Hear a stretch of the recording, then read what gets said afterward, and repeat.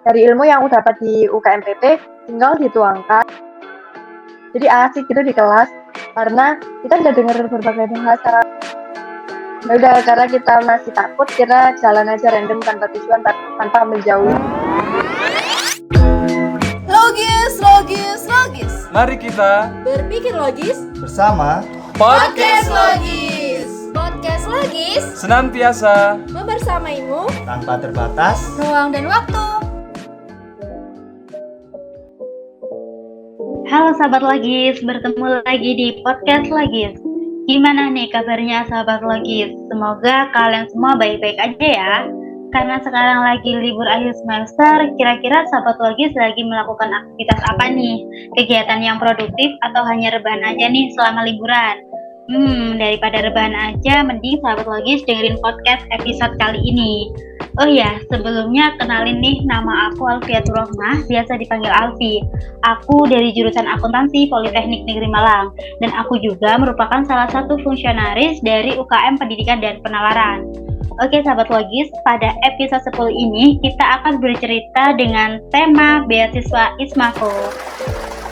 Nah, sahabat Logis, di episode 10 ini merupakan episode terakhir di periode 2022-2023. Nah, pastinya episode kali ini sangat spesial karena kita kedatangan tamu istimewa yaitu Kak Ade Irma Fitria. Nah, sahabat Logis, Kak Irma ini merupakan salah satu fungsionaris UKM Pendidikan dan Penalaran yang sangat berprestasi loh.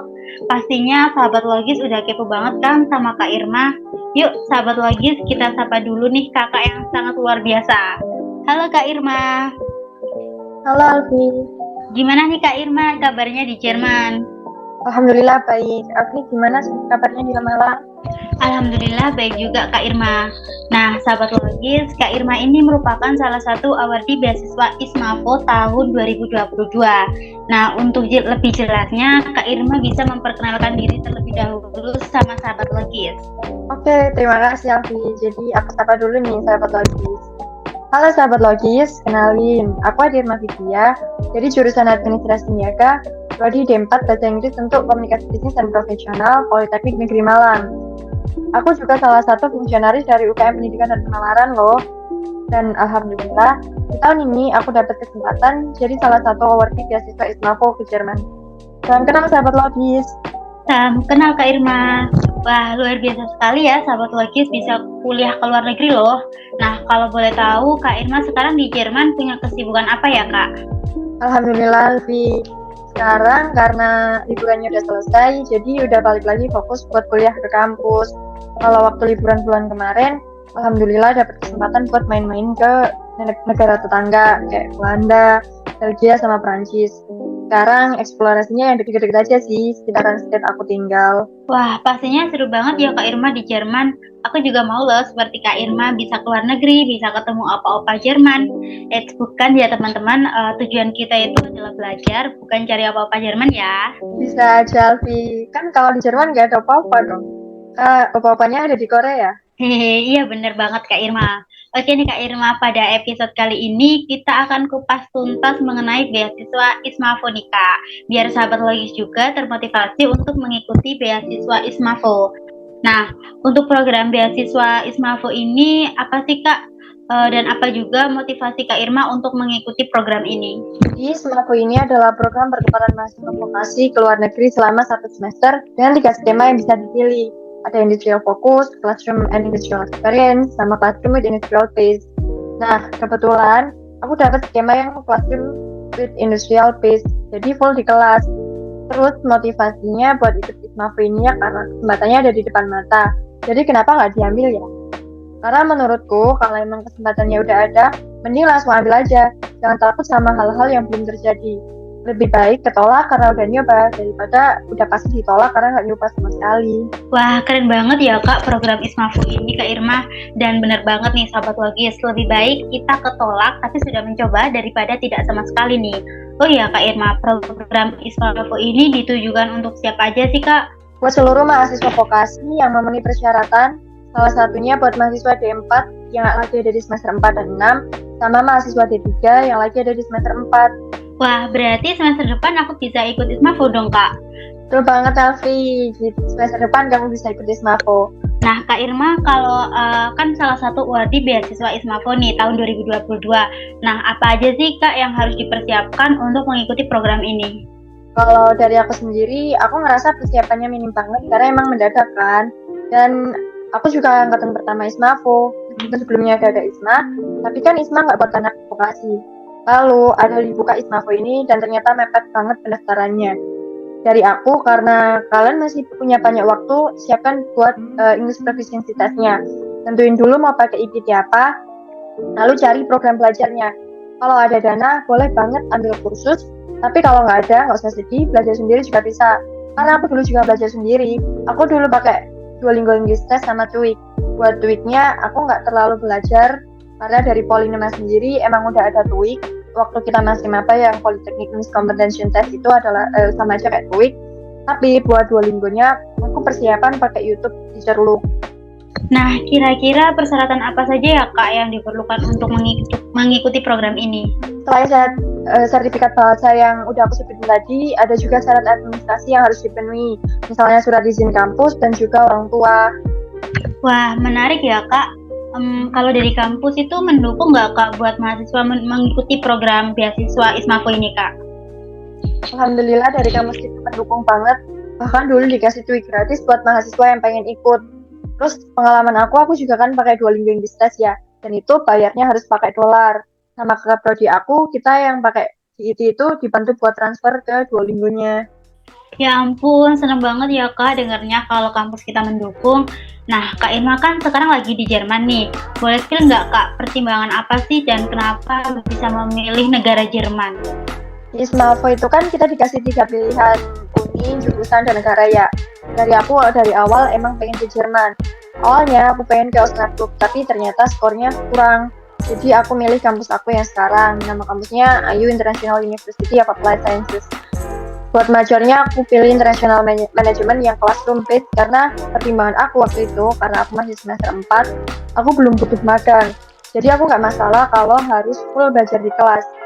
Nah, yang kedua aku pilih Phoenix Academy dengan skema yang blended tadi, sama National Formosa University Taiwan buat pilihan ketiga. Nah, for your information, buat teman-teman, buat sahabat logis, kalau kita daftar Ismafo, ada kemungkinan kita lolos pilihan 1, 2, pilihan ketiga, atau uni yang nggak kita pilih sama sekali tapi kita bisa lolos di situ. Jadi, menurut aku mending daftar aja karena banyak peluang keterimanya daripada nggak daftar sama sekali yang artinya udah pasti ketolak kan. Wah, benar banget Kak. Dan sahabat logis ini sangat membantu sekali ya ilmu dari Kak Irma ini. Oh ya Kak Irma, selain dari persyaratan untuk tahap seleksinya itu apa saja ya Kak? Yang pertama ada seleksi administrasi. Di seleksi administrasi ini kita diminta buat unggah dokumen yang lumayan setelah kalau diingat-ingat lagi. Ada sertifikat bahasa, ada esai, ada KHS, ada surat izin orang tua, terus dokumen pendukung kayak prestasi dan kegiatan kemahasiswaan. Terus setelah dinyatakan lolos administrasi, kita lanjut di tes kebinekaan sama wawancara. Wah, sangat banyak ya sahabat logis tahap seleksinya. Keren banget nih Kak Irma bisa lolos program ini. Nah, Kak, dari beberapa seleksi itu, menurut Kak Irma itu yang paling sulit itu di tahap apa ya Kak? Kalau aku ngerasanya administrasi itu paling susah. Meskipun kelihatannya paling gampang, tapi isinya tuh mendetail dan ribet persyaratan. Jadi kalau misal kurang satu aja, bisa jadi kita langsung dicoret tanpa melihat pertimbangan lain di belakang. Bisa dilihat dari 3.000-an orang yang daftar Ismafo, yang lolos administrasi itu cuma sekitar 900-an. Belum lagi di tahap administrasi ini, kita kan diminta sertifikat bahasa dan esai. Jadi di waktu yang sangat singkat itu kita diwajibkan satu-satu gitu buat ambil tes bahasa sama nulis esai.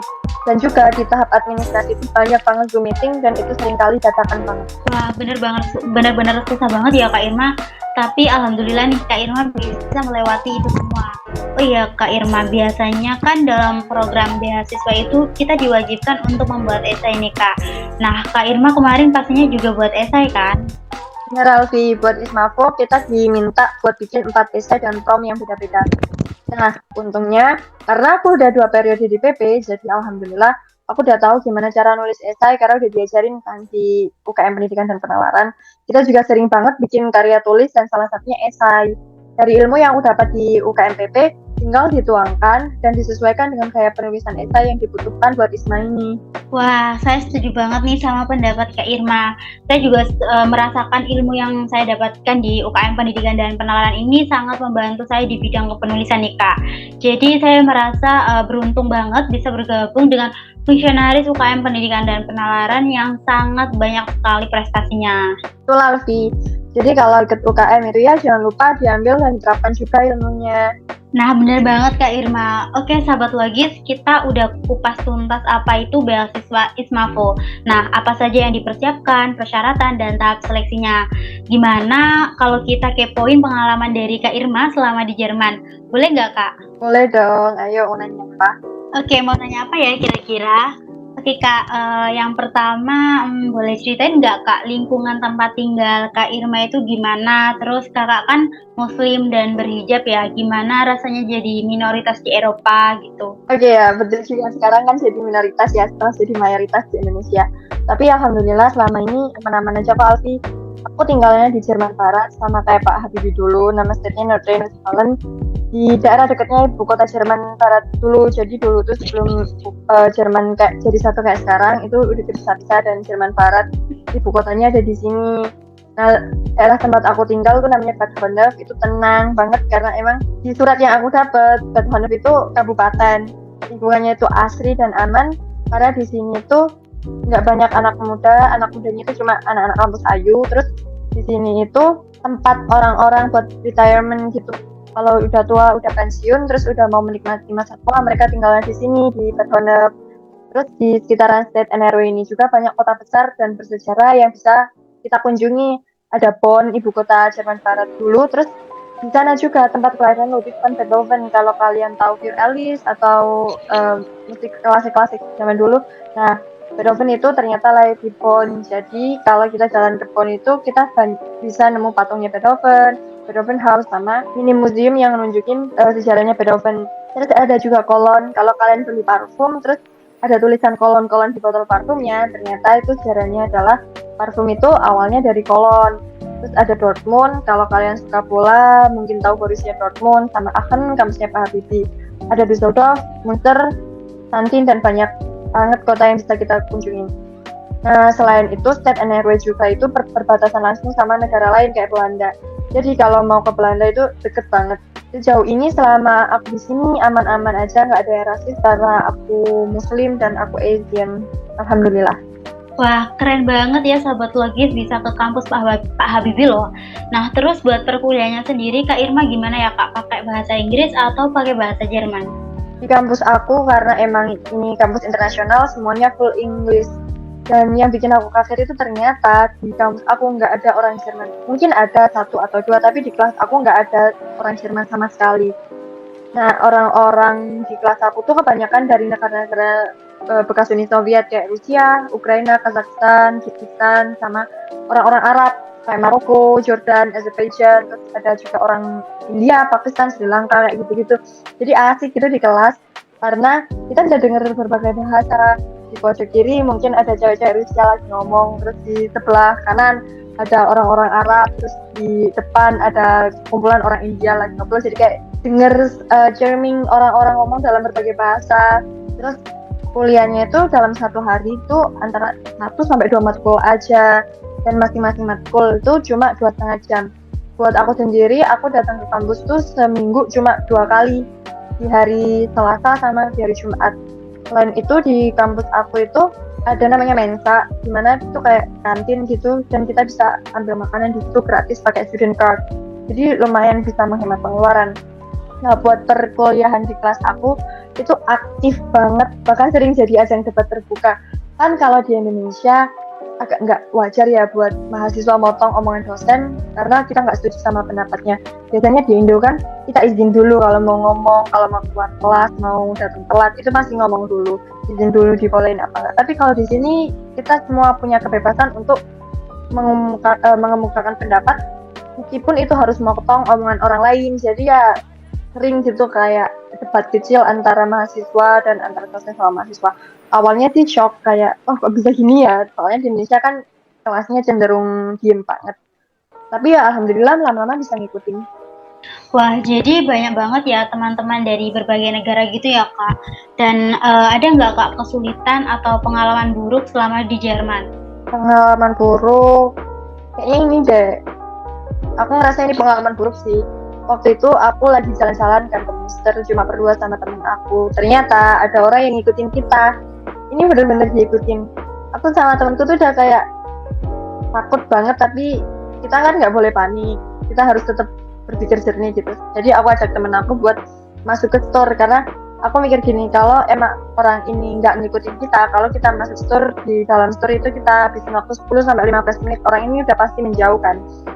Ternyata setelah hampir kita setengah jam di dalam store milih-milih, waktu kita keluar dari toko itu, orangnya berdiri di depan pintu toko nungguin kita.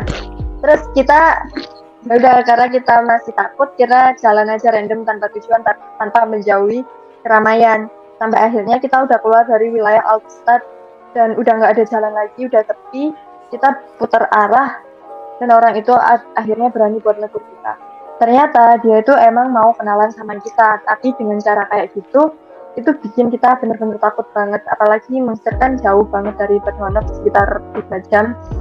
Dan di situasi kayak gitu nggak ada orang yang bisa bahasa Indonesia ataupun minim banget orang Jerman yang bisa bahasa Inggris buat bantuin kita. Harusnya nggak salah, tapi bikin orang lain merasa nggak aman kan termasuk salah satu pengalaman buruk nggak sih? Jadi dari situ aku belajar, meskipun Jerman itu aman banget, kita tetap harus hati-hati dengan orang asing karena kebanyakan di Jerman itu banyak imigran sama refugees gitu. Kalau buat kesulitan hidup di sini mainly soal bahasa, karena di Jerman itu nggak banyak orang yang bisa bahasa Inggris.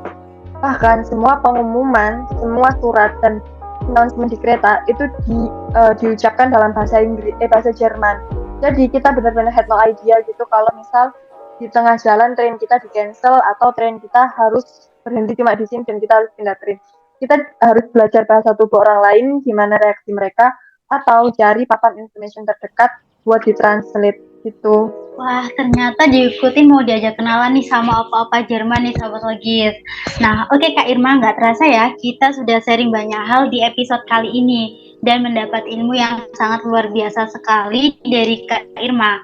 Semoga menjadi motivasi untuk kita semua ya Kak. Nah, sahabat logis juga bisa nih mengikuti program beasiswa ISMAVO tahun 2023. Oke sahabat logis, mungkin cukup sekian untuk episode kali ini. Terima kasih Kak Irma sudah menemani podcast hari ini. Terima kasih kembali Alfi. Oke, terima kasih untuk pendengar setia PP Podcast. Sampai jumpa di podcast kita periode selanjutnya tahun 2023-2024. See you in the next podcast sahabat logis.